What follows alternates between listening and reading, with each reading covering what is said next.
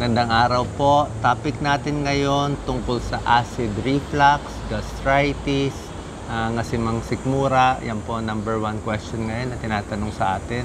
Lalo na siguro na-stress yung mga tao sa mga nangyayari sa bansa natin. So, ang ibig sabihin po ng acid reflux ay dumarami yung acid dito sa tiyan natin. Pwedeng maraming iniisip, nagpo-produce ng maraming acid, maraming stress. Kaya nagpo-produce ng maraming acid at umaakyat tong acid, masakit po to. Minsan masakit sa sikmura hanggang dito sa may esophagus. Minsan hanggang lalamunan, nagagasgas, parang may sore throat lagi. At pagising mo sa umaga, parang malapot na maasim ang pakiramdam. Feeling nito parang minsan kala mo heart attack kasi talagang uncomfortable. Hindi po masarap yung pakiramdam. Around 20% ng tao nagkakaroon ng ganitong pakiramdam. Acid reflux, pag lumala, pwede magkagasgas o gastritis, pwede mauka, mabutas yung sikmura, ito yung ulcer. Meron tayong mga remedies, okay? 1 to 10. Una-una, pagkakain kayo, pakonti-konti lang. Okay, huwag nyo bilisan yung pagkain. Kasi kung masyado mabilis ang pagkain, hindi siya natutunawan lalo siya nahihirapan, lalong mag-a-acid yan. Pangalawa, pagkakain kayo, mas gusto natin, yun na nga, pakonti-konti, mas madalas, at mas dahan-dahan, nginunguya muna. Kasi pag hindi mo nginuya yung pagkain, pagdating doon, buo-buo pa, di mahirapan siya lalo.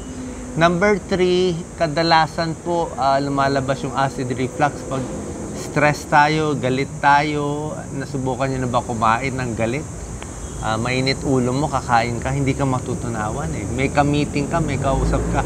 Pag na-stress ka kasi nagpo-produce ng acid yan, yung utak mo, yan ang gumagana, yung dugo na sa brain kaya hindi talaga matutunawan. So, kailangan kalmado, relax pag kumakain. Number 4, bawas sa soft drinks. So, minsan, pag carbonated drinks, diba, mabula.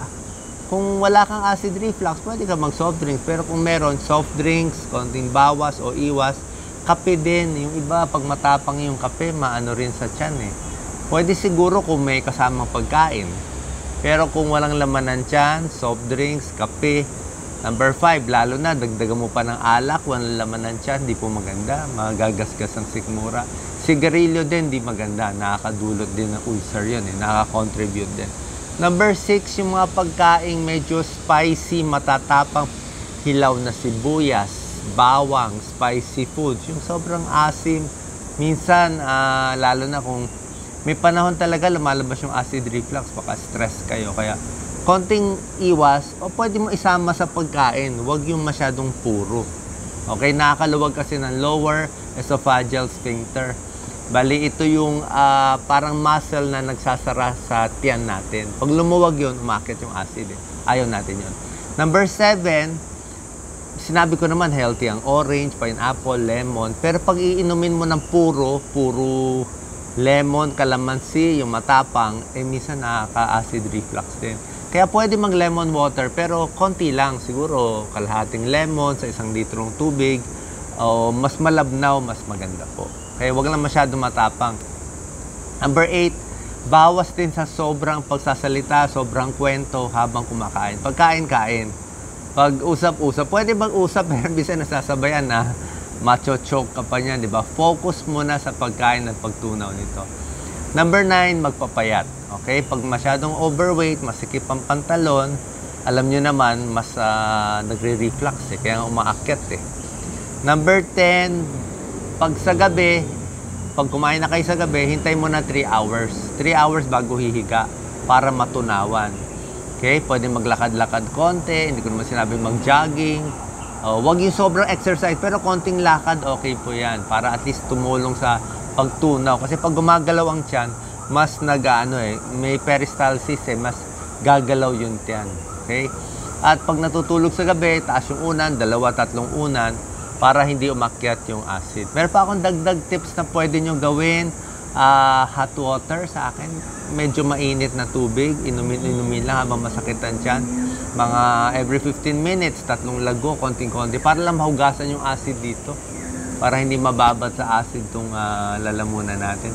Saging sa akin may tulong Yung iba, kung masakit talaga, di wag mo na kayo kumain. Pero kung kaya nyo saging, konti lang. 2 kagat, O mamaya, 2 kagat ulit para at least makatapal. Pagkain, dun muna tayo sa medyo walang lasa. Bland foods, sabaw, kanin, lugaw. Medyo matabang muna. Yun muna.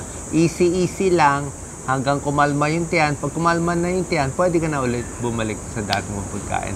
Pagdating naman sa gatas, depende po. May taong okay sa gatas. May taong hindi okay sa gatas. Kanya-kanya. Like ako, meron akong lactose intolerance Kahit gusto ko ang gatas, ice cream, hindi ako pwede. Nagtatay ako.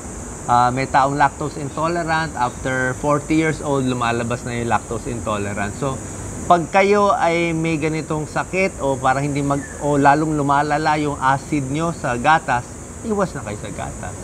Pero kung kaya nyo naman, sanay kayo sa gatas, konti-konti, walang kaso. So, ang payo ng mga doktor, gastroenterologist ay as tolerated. Diba? Pag kaya mo kainin, okay. Pero pag hindi hiyang sa katawan mo, iba-iba naman ang gawa ng katawan natin, gawa ng Diyos. Pag hindi bagay sa'yo, wag. Kaya nga may taong allergy sa aspirin at antibiotic. May taong okay naman, nakakatulong yung aspirin, antibiotic. Depende nga sa tao. Hindi kasi tayo pare-pareho gawa. Kaya nga kung may allergy kayo, iwas. Kung hindi kayo hiyang sa gatas, iwas. Pero kung okay sa'yo, maganda naman gatas. Maraming benefits to. Meron din mga alternate sa gatas. May yogurt, pwede yung skim milk, pwede soy milk, pwede yung almond milk. Iba-ibang options para makuha natin yung calcium na kailangan natin. God bless po.